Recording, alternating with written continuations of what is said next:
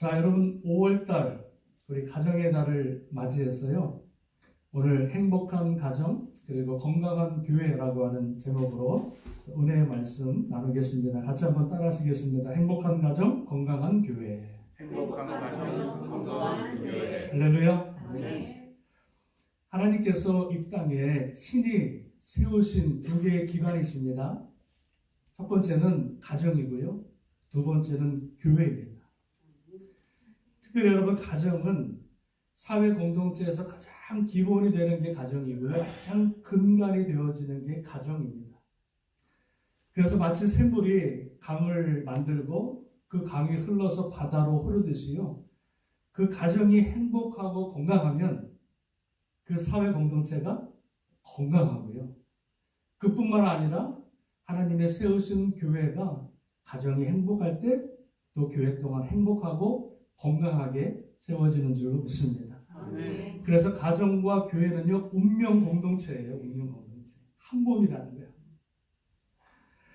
저는 결혼한 지 이제 25년이 된 것 같습니다. 25년 동안 살면서 제가 저희 가정이 다른 가정한테 본이 되는 것까지는 바라진 않고 그저 하나님 보시기에 기뻐하시는 가정, 하나님 보실 때에 칭찬받을 만한 가정을 만들어야겠다라고 하는 늘 그 마음이 있는 거예요.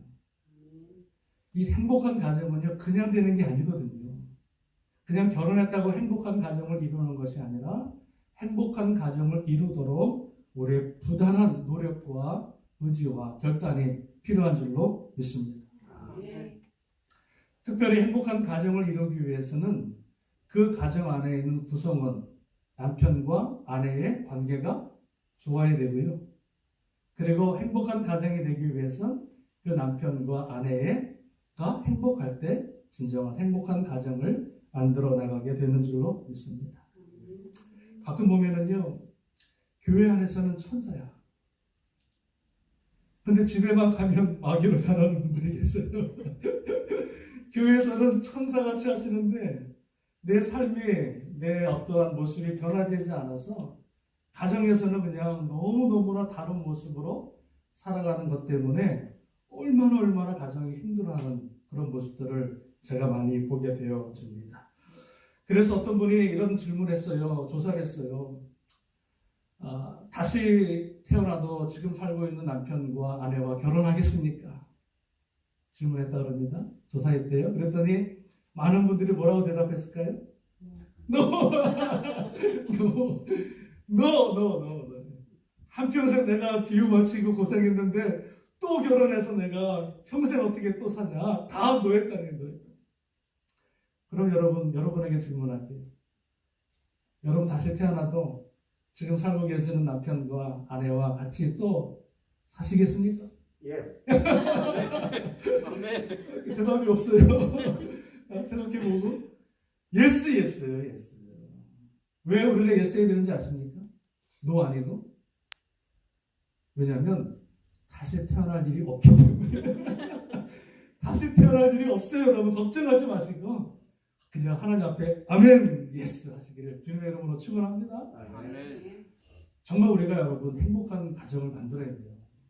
한 번밖에 안 살고 또 얼마 살지 않는 우리의 가정을 통해서 그 가정이 행복하고 그 가정이 기쁠 때에 정말로 우리의 삶도 행복하고 넉넉해지고 또 그 삶을 통해서 우리가 섬기는 교회도 아름답게 세워지게 될 줄로 믿습니다.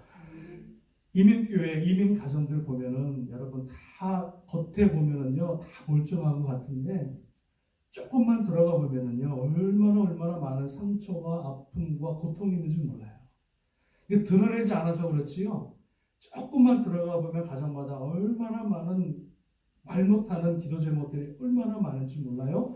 지금 두 분이 살고 계시지만은요 몸은 같이 있지만 마음은 벌써 이혼한 상태로 떨어져 있는 그냥 별거로 지내는 사람들이 얼마나 부부들이 많은지. 그래서 이 5월달 가정의 한 달을 우리가 보내면서 오늘 이번 주만이라도 행복한 가정, 건강한 교회가 어떤 모습인지에 대해서 잠깐 말씀을 나누고요. 우리가 기도하는 시간 갖도록 하겠습니다. 행복한 가정을 이루기 위해서 행복한 가정의 원리가 오늘 성경 말씀에 나와 있습니다. 크게 두 가지로 말씀하고 있는데요. 이 남편의 역할과 아내의 역할에 대해서 오늘 강조하고 있어요.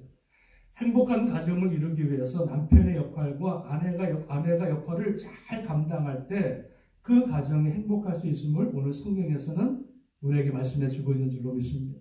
자, 그래서 행복한 가정을 이루기 위해서 우리 역할이 무엇인지 여러분 먼저 22절에서 24절까지 다시 한번 크게 읽어보겠습니다. 시작. 아내들이여 자기 남편에게 복종하기를 주께 하듯 하라. 이는 남편이 아내의 머리됨이 그리스도께서 그의 머리되는 것과 같음이니 그가 바로 몸의 구주십니다.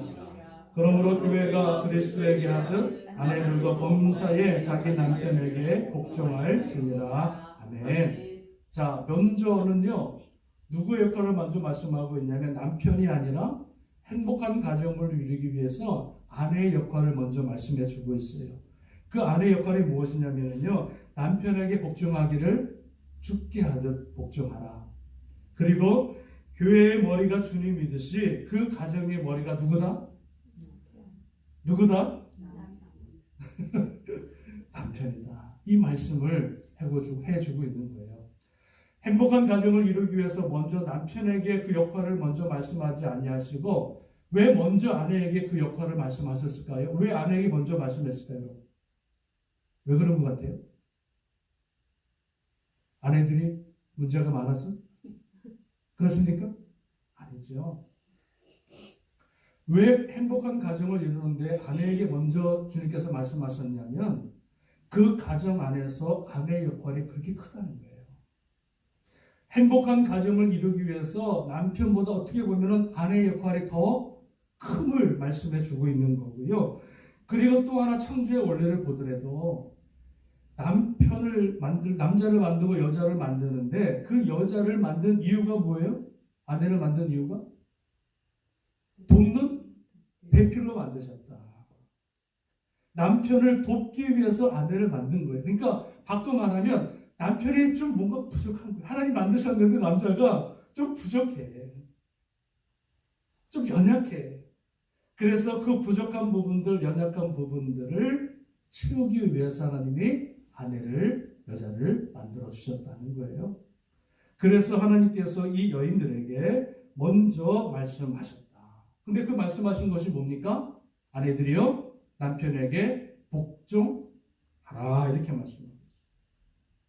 다른 말씀도 아니고 왜 하나님께서 뭐 살림 잘해라, 반찬 잘해라 뭐 이런 말씀하지 아니하시고 왜 여러분 고린도 뭐 베드로전서나 뭐 골로새서나 막 이런 데서 아내들에게 말씀할 때마다 똑같은 말씀을 하셨는데 그게 뭐냐면요, 아내들이여 남편에게 복종하라 이 말씀을 계속 반복해서 말씀하십니다. 왜 그랬을까요? 왜 다른 말씀도 아니고 복종하라 말씀했을까요? 이것은 그 아내들에게 있어서 가장 중요한 덕목이고 또 하나는 어떻게 보면은요, 아내들에게 있어서 가장 부족한 부분이 아닌가 생각이 들어서 하나님이 이렇게 말씀하지 않으셨을까 생각이 들어진다는 거예요. 가장 중요한 덕목이기 때문에.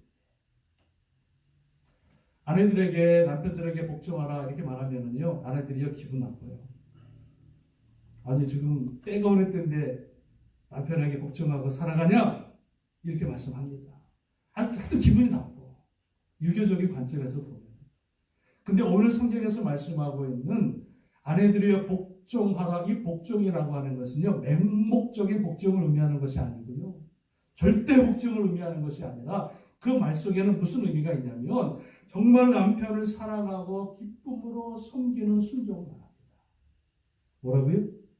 맹목적인 복종이 아니라 남편을 사랑하고 남편을 기쁨으로 섬기는 그 순종을 그 말하는 것이 오늘 복종하라 그 말에 담겨져 있는 거예요.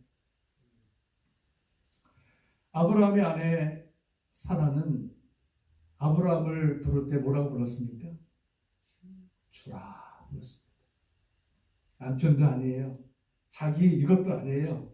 주라 칭했다는 거예요. 베드로전서 보니까 사라가 아브라함을 주라 칭하면서 공경했다는 거예요. 여러분 보세요. 아브라함이 얼마나 실수가 많은 사람이에요. 참 부족한 사람이에요. 참 남편이라고 부르기도 힘든 사람이 아브라함이었어요. 사라 입장에서 보면 자기가 뽑았으니까.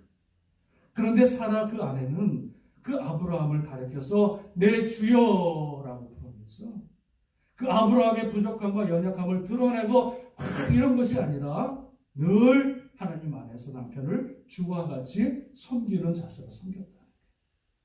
그래서 하나님께서 아브라함을 축복하셔서 열국의 아비로 축복하실 때 그와 함께 그 사라를 무엇으로요? 열국의 어미로 높여주신 것을 보게 되었습니다.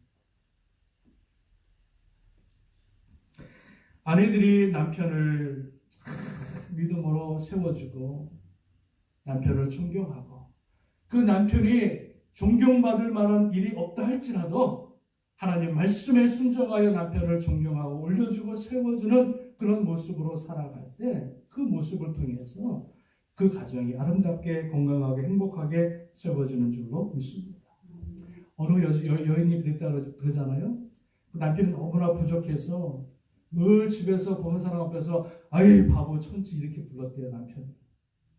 그랬더니 그 동네 사람들이 그 남편을 볼 때마다 꼬마부터 모든 사람들이 아이고 바보 지나간다 천치 지나간다 그러더라고요.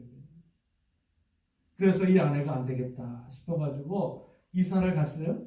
이사를 간 다음에 그때부터는 그 남편을 뭐라고 불렀냐면 영감님이라고 불렀대요.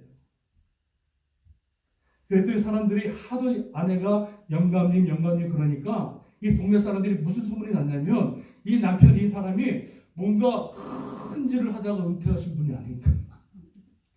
어떤 중직에 있었던 분이 은퇴해서 그런 분이 아닌가 싶어가지고요. 그 남편이 지나갈 때마다 동네에서 모든 사람들이 볼 때마다 모든 사람들이 고개를 숙이면서 영감님. 아멘 좀 해보세요. 그러니까 아내의 역할이 얼마나 중요한지. 아내에게 남편에게 복종할 것을 말씀해 주고 있다는 거예요. 아내들이 남편을 세워주면 그 남편의 가치가 올라가면 덩달아 우리 아내의 위치도 가치도 올라가게 되는 줄로 믿습니다. 남편을 세워주면은요 덩달아 자기가 세워지는 거예요. 가장 못난 사람이 누군지 아십니까?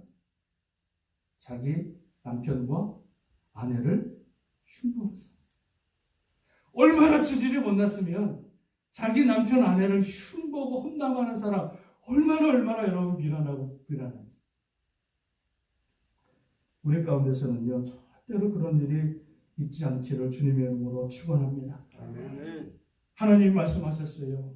부족하고 연약해도 하나님의 영적인 질서로 하나님의 가정을 세우기 위해서는 그 아내의 역할이 무엇이냐? 하나님의 남편을 믿음으로 세워주고 인정하고 그 말에 기쁨으로 순종하는 그 모습을 살아가는 것, 이것이 바로 행복한 가정을 이루어 나가는 첫 번째 원리라는 거예요. 믿으십니까? 그래서 남편을 가정의 머리로 세우고 가정의 질서를 바로 세워나가는 것, 이것이 보다 아내의 역할이다. 할렐루야. 남편을 가정의 머리로 세우고 부족해도 연약해도 남편을 올려주고 그 가정의 질서를 바로 세워나가는 것이 바로 현명한 아내의 자세요. 또 영적인 원리인 줄로 믿습니다. 자, 그렇다면 건강한 교회는 어떤 교회냐? 건강한 교회는요, 보세요. 모든 모임과 단체와 나라든지 간에 모든 곳에는요, 뭐가 있냐면 그 안에 질서라는 것이 있습니다. 질서. 교회도 마찬가지로요, 교회 안에서요, 하나님이 세우신 영적인 질서가 있는 거예요. 그 건강한 교회가 세워지기 위해서는요, 그 영적인 질서가 바로 세워질 때 그 교회가 건강한 교회가 되는 줄로 믿습니다. 그 영적인 질서라고 하는 것은 누가 세운 거예요? 사람이 세운 게 아니에요.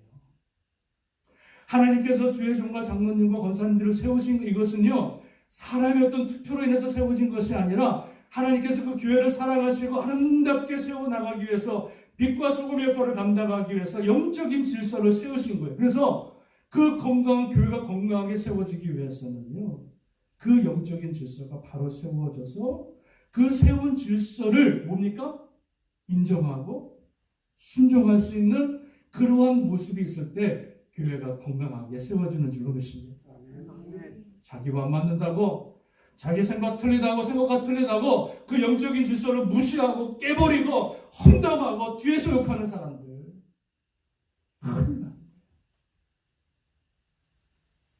하나님의 영적인 질서를 인정하지 못하고 하나님의 영적인 질서를 바로 세우지 못하는 사람들은 절대로 교회의 리더가 되어서는 안 됩니다. 왜요? 그런 사람들은 파장을 만들고요, 하나님의 공동체를 깨트리는 일들을 하기 때문입니다.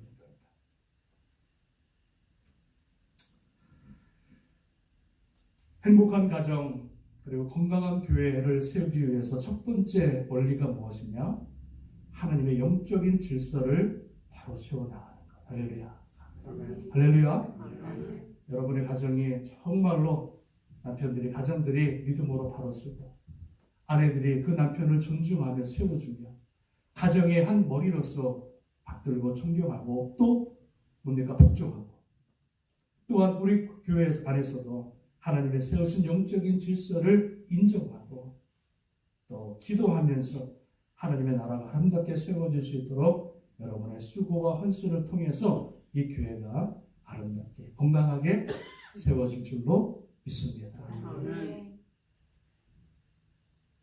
그러니까 가정과 교회는 하나인 거죠. 원리가 틀린 게 아니라 똑같은 원리로 세워진다는 거예요. 자, 또 하나 우리가 말씀이 길지 않습니다. 두 번째, 행복한 가정을 이루기 위해서 첫 번째는 아내의 역할을 먼저 말했고요. 두 번째는 남편의 역할을 두 번째로 말씀하십니다. 그 역할이 뭐냐면 25절입니다. 같이 한번 읽어보겠습니다. 25절 시작. 남편들아 아내 사랑하기를 그리스도께서 교회를 사랑하시고 그 교회를 위하여 자신을 주심같이 하라 말씀하고 있어요. 두 번째 원리는 무엇이냐면 남편이 누구를 사랑하는 거예요? 아내를 사랑하는 거예요. 근데 그 사랑은 그 근원이 어딥니까? 예수 주님을 사랑하듯 남편을 사랑하라 이렇게 말씀합니다. 그러니까 주님께서 교회를 사랑하시듯 남편은 아내를 사랑하라 말씀해 주고 있는 거예요. 주님이 얼마나 교회를 사랑하셨든지요, 자신의 몸을 주시기까지, 자기의 생명을 주시기까지 예수 그리스도는 교회를 사랑하셨다. 그러니까 남편들은요, 아내를 사랑하는데 얼마만큼 사랑하냐면 주님이 교회를 사랑하는 만큼만 사랑하면 되는 거예요. 간단하죠? 주님이 교회를 사랑하는 만큼만 사랑하는데 그 사랑이 무슨 사랑이냐? 죽기까지 사랑하는 사랑으로 아내를 사랑할 것을 말씀해 주고 있다는 거예요. 근데 남편들은요, 제가 뭐라 그랬어요? 조금 부족하다 그랬죠? 사랑하라 그러면은요, 그 사랑을 뭔지를 몰라요. 남편들은 그저 밥 한 끼 사주고 뭐 선물 하나 사주는 그 정도가 사랑이진 않은 거예요. 남편들은 몰라요. 개념을 몰라.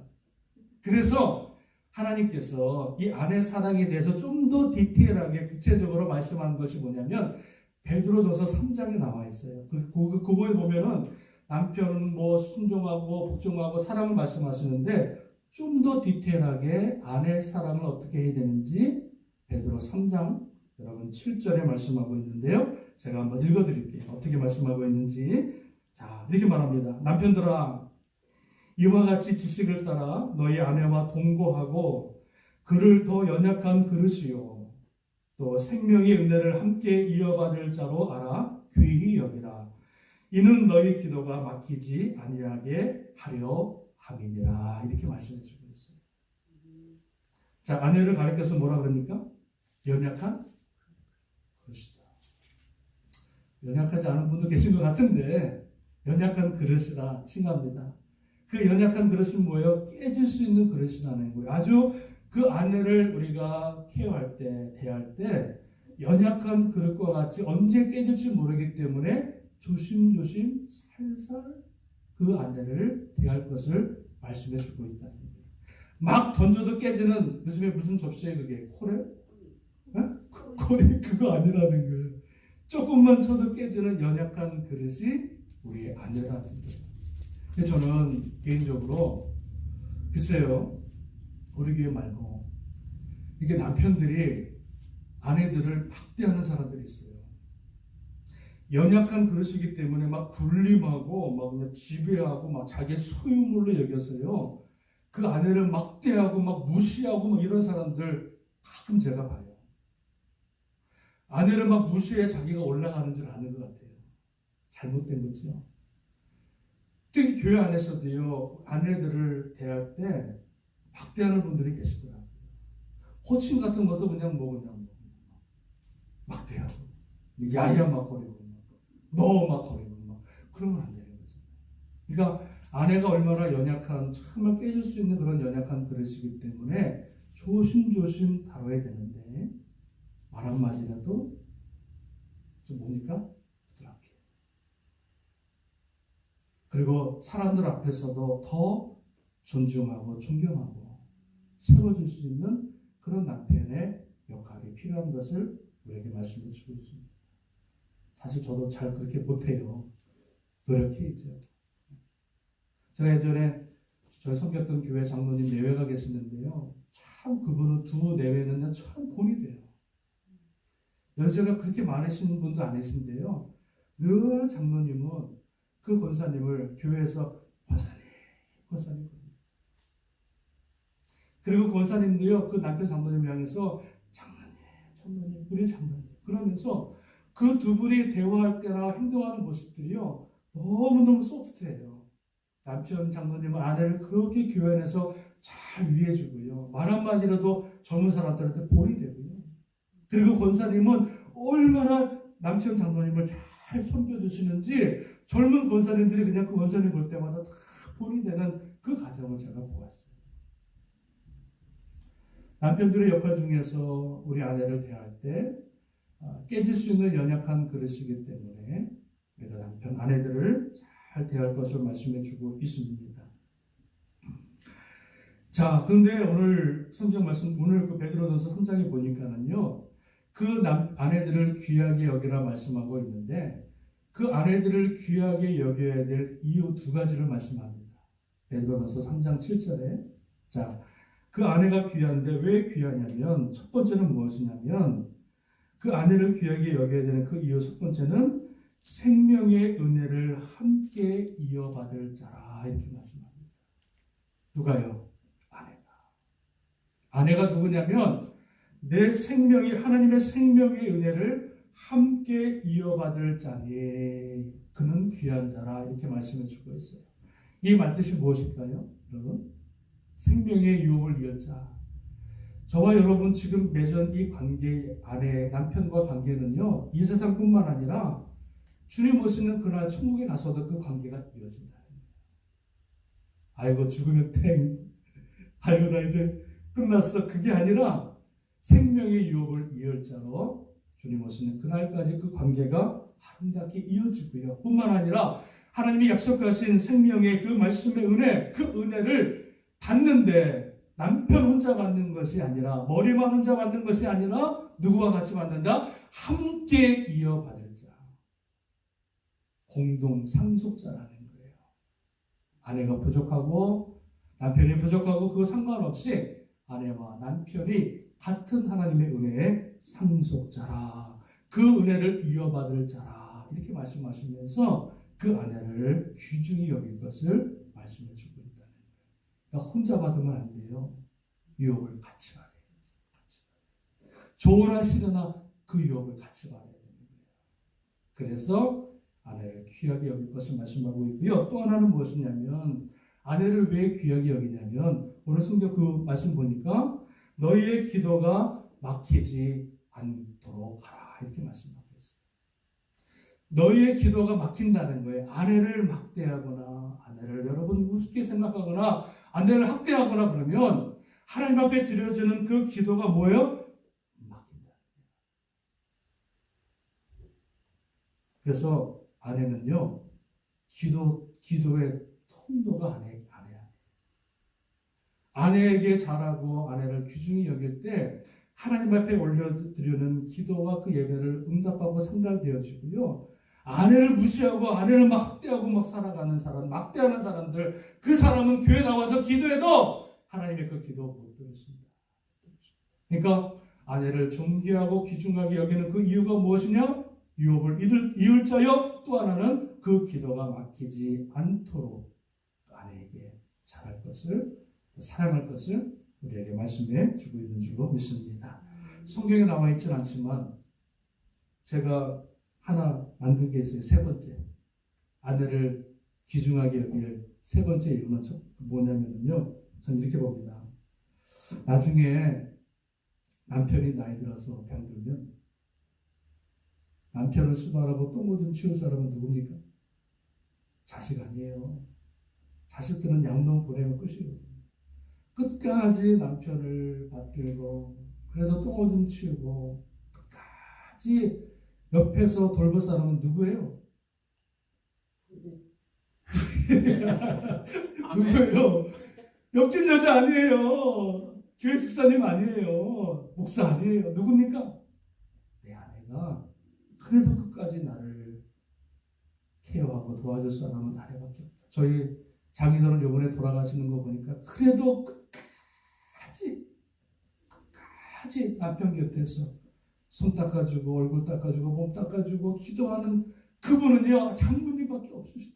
마지막 장례식 들어가는 것도 장모님 혼자 들어갔습니다. 사실 소용없어요. 여러분, 그래서 우리 남편들이 아내를 귀하게 여겨야 될 이유가 뭐냐? 우리는 한 몸이고 유업을 이을 자고 그리고 기도의 통로고 그리고 무엇보다도 마지막까지 나와 함께할 나의 동반자가 될 사람이 우리가 아내인 것을 오늘 성경에서 말씀해 주고 있는 줄로 믿습니다. 자, 그렇다면 건강한 교회는 어떤 교회냐? 행복한 교회는 아내를 사랑하는 교회, 그 관계가 좋은 남편과 아내가 좋은 관계를 이루는 교회, 가정이 행복한 가정이라면 건강한 교회는 어떤 교회냐면 모든 예수 그리스도 안에서 형제 자매된 성도들이 주 안에서 아름다운 관계성을 이뤄나가는 교회가 건강한 교회입니다. 1000명 있는 교회가 건강한 교회가 아니에요. 착각하시면 안 돼요. 1000명 있는데 매주마다 싸우는 교회는 건강한 교회가 아닙니다.